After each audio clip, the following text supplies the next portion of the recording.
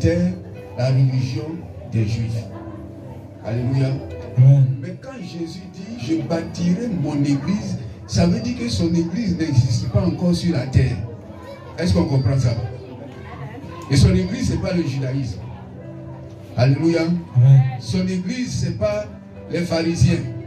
Ce n'est pas les sadducéens. Amen. Il va envoyer quelque chose de nouveau. Amen. Quelque chose qui n'existe pas encore. Mais il va commencer ça avec Pierre. Alléluia.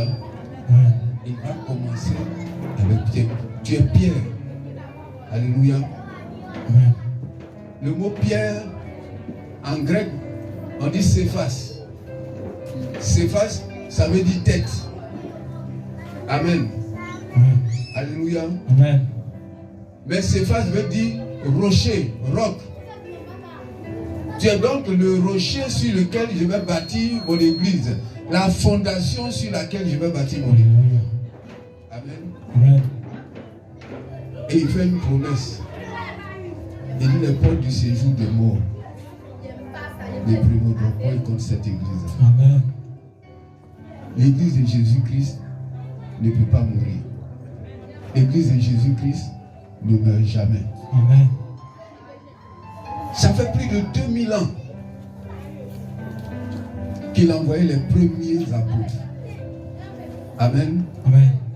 Et 2000 ans après, nous sommes encore dans l'église de Jésus-Christ. Alléluia. Alléluia. Mais faisons attention. Parce que personne ne peut poser un autre fondement que le fondement qui a été déjà posé. C'est-à-dire Jésus-Christ. Personne ne peut prendre la place de Jésus. Amen.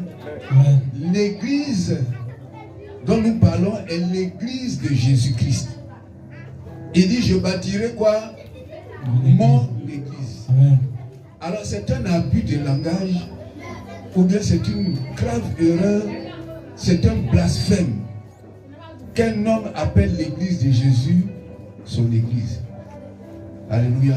Amen. Alléluia. Amen. Tu ne peux pas poser un autre fondement.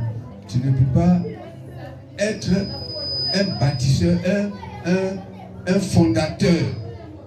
Le seul fondateur, c'est Jésus. Alléluia. Alléluia. Amen. Nous tous, nous venons pour ajouter à ce que Jésus a fait. Alléluia. Amen. Mais on dit, attention.